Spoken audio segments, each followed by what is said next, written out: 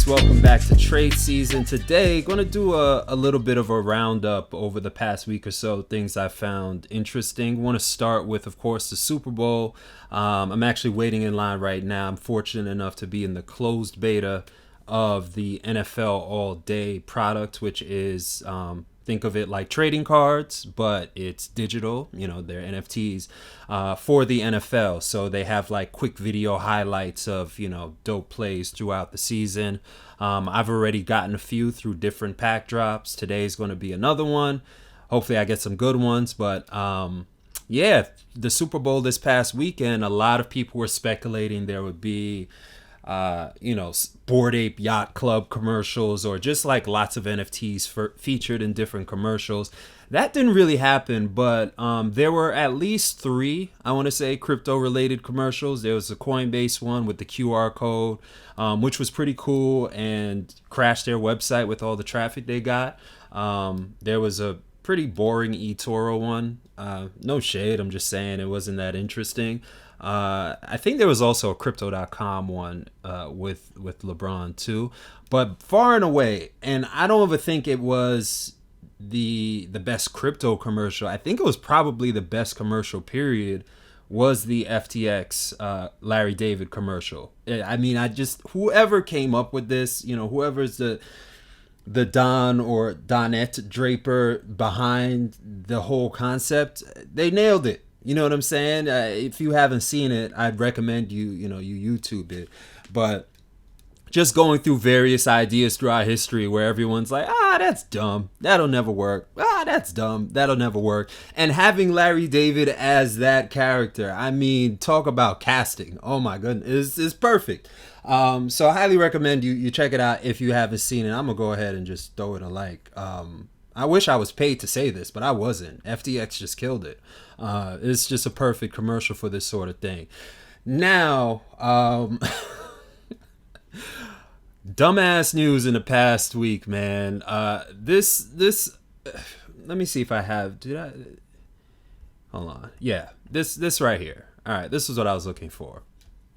So, basically, if you haven't seen it already, I don't know how you haven't seen this news already. If you haven't, but basically, a couple were arrested by the Department of Justice for stealing what is now worth about $4 billion worth of Bitcoin. This is referring to I guess in crypto world anyway, an infamous hack from several years ago. I think at the time it was worth about 70 million or so, and now it's closer to 4 billion. And what makes the story even wilder is their characters, man. A husband and wife duo. The wife in the duo moonlights as a rapper who calls themselves Razzle, and she is terrible. She is possibly the worst rapper I've ever heard in my whole life, man. I feel like I've heard some bad music before, but it's just like it was just awful. Like even if it was I don't even think it was a parody. That's the thing. I think she was like for real trying. I don't know. There is some self-aware. I don't know what was going on, man. Like I I recommend you YouTube this compilation. It's so bad. I want to play it out loud, but I also don't. It's so bad. It's so terrible. So of course, agents at Netflix saw this story break and they're like, we have our next Tiger King. So the documentary, the news broke, and then the next day Netflix was like, yo, we got dibs on that documentary, dog. Like, it's happening. So look out for this. Yeah, these folks who, you can just imagine someone who is taking this pose, wearing these clothes, and doing something that can be loosely termed rapping. Smart enough to steal this stuff, not smart enough to not put their private keys in the cloud, dog. So this is how the DOJ recovered all of these Bitcoins, because they had the addresses to all of their various wallets that they were using to launder the money, as well as the private keys to these addresses saved to the cloud. Now, if you've seen some of the videos on Trade Season before, especially the ones where I'm talking about how to buy crypto, then you've probably heard me mention how important private keys are. If you haven't, what are private keys? In short, they are the password to everything in your crypto wallet. They're super important. They're not like the password that you might type on your phone to like open it up, you know, whatever like few digits that is.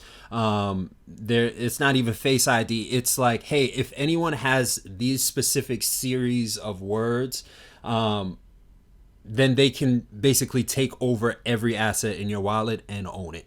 All right. So whether that's NFTs, whether that's Bitcoin, Ethereum, Solana, like whatever's in your wallet, if they have your private keys, it's their wallet now. You know what I'm saying? And they had those words saved to something which has notoriously leaked and been hacked like a bunch of times. Like I actually tweeted this when it happened. What did I say? I said, I still can't believe they had private keys to 4 billion in Bitcoin in the cloud, bruv. Like all these celebrities with leaked nudes over the years, and not once did you say to yourself, you know what, maybe that ain't the best place for access to 4 billion. Like, so I'm just going to take this moment to reiterate again, if you're new to crypto especially, and you're setting up a wallet, and the wallet usually tells you like, hey, here are the words that are your private keys.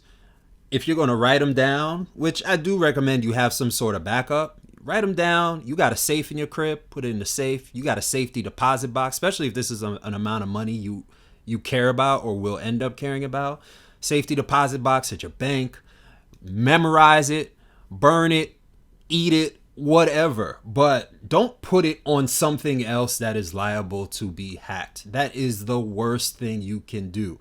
Especially if you're especially if you're a hacker. Oh my gosh. Like so yeah, this ridiculous story, as you can imagine, was everywhere. I mean, I feel like I had people who don't even have crypto or know anything about crypto, and my friends in crypto as well, sending it my way because they know I'm into it.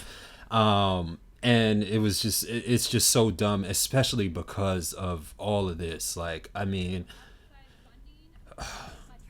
like, even if you're not hearing the audio it's, oh my gosh, it's so bad. I'm gonna move on, but if you have a high tolerance for the ridiculous, I suggest you YouTube Razzle.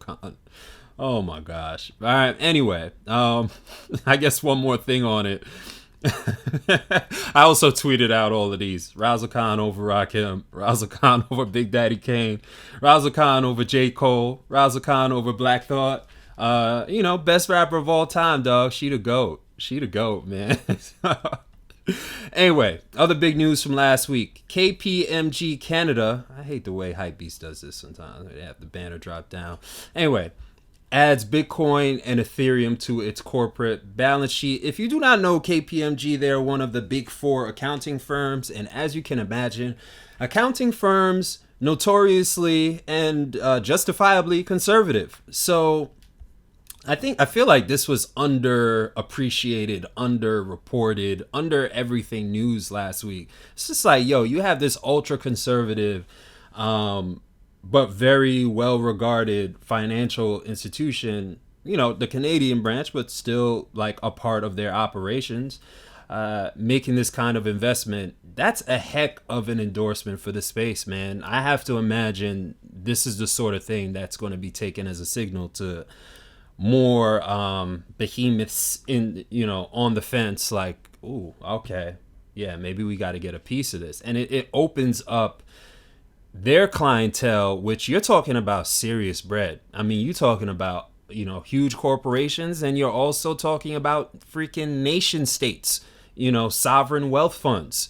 You know what I'm saying? I mean, like, oh, okay, now potentially getting exposure. So I would really keep an eye on this sort of thing having a ripple effect in terms of like the kinds of money that's going to be coming into crypto now. All right, moving on, quick, fast. BlockFi, which is a crypto lender, has to pay a big ass settlement to the SEC. over their high yield accounts. So, to my understanding, I'm going to try to like summarize this without going too in depth. Basically, if you got a savings account, you're probably getting a trash rate because your bank is probably robbing you. I didn't say this news was unbiased, by the way. You should know this by now. So anyway, your bank is probably robbing you. Lenders like BlockFi. I also want to say like Celsius.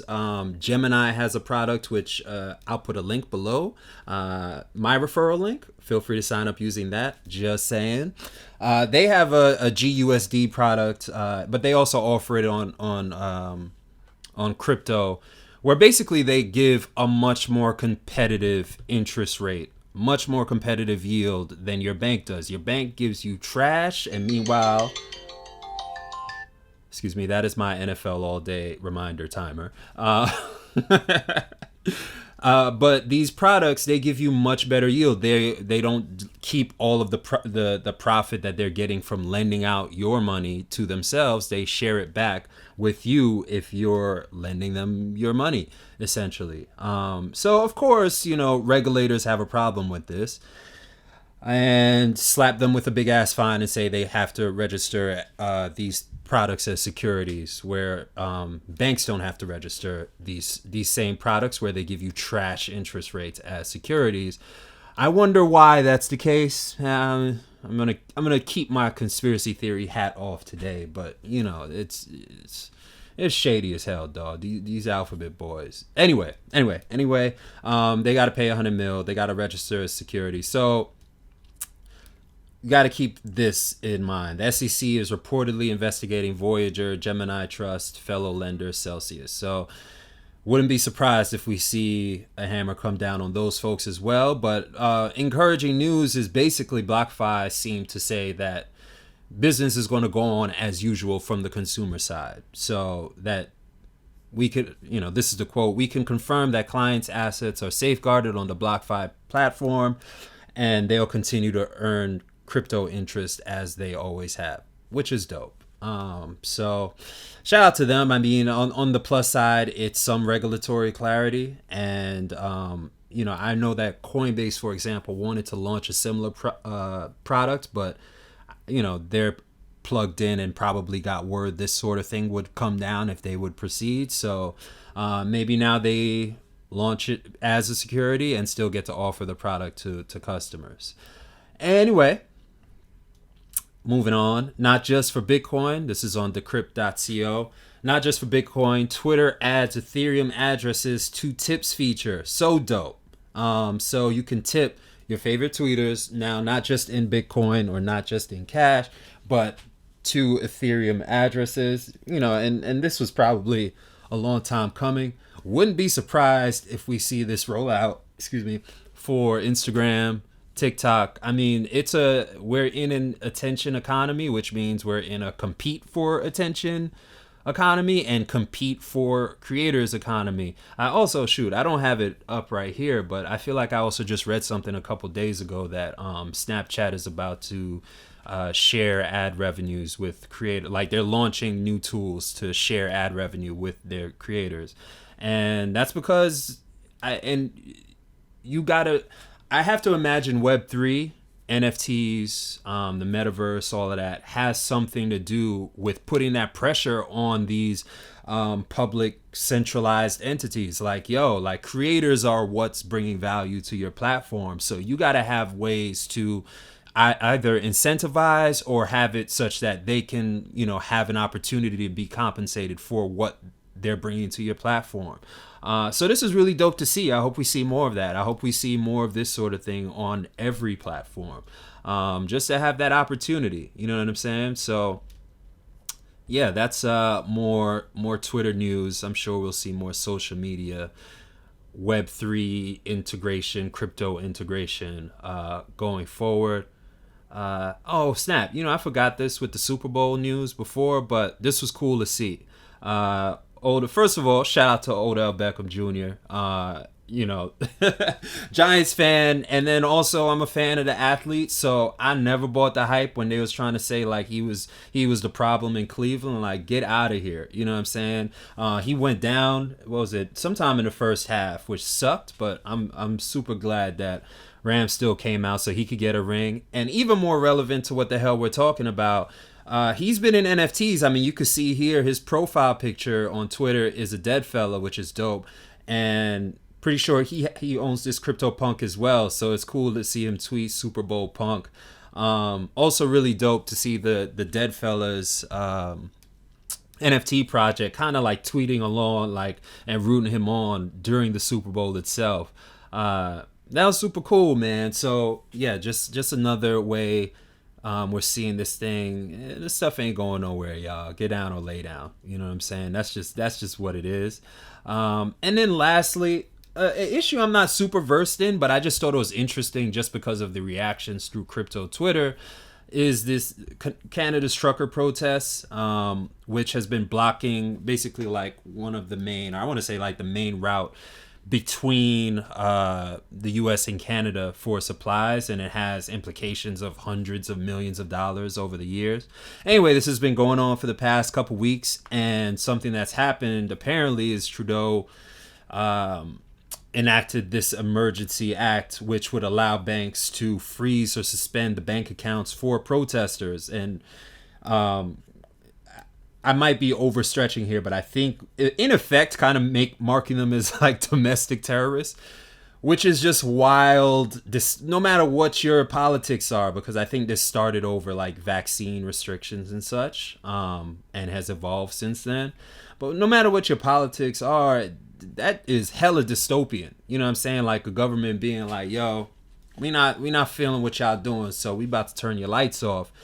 That's kind of wild. And Kobe, huge influencer in the crypto space, if you're not familiar, tweeted, "Big government sees financial deplatforming as a tool to control people. They call deplatforming Russia from SWIFT," which is a big payment rail, if you're not familiar, "the nuclear option. They couldn't be making the case clearer for decentralized, permissionless money. Enter Bitcoin." No matter what your thoughts are on the whole thing, I thought that was interesting. Anyway, I'm going to see where I'm at in the queue. Hold on, did I luck out? Let me see. Oh, I took a L. All right, 43,000. I ain't getting a pack today, y'all. It be like that sometimes. There are only 30-something thousand packs available, and I am number 40-something. So better luck next time. Anyway, we will close on that. Thanks for checking out Trade Season. We'll check you on the next episode. Peace.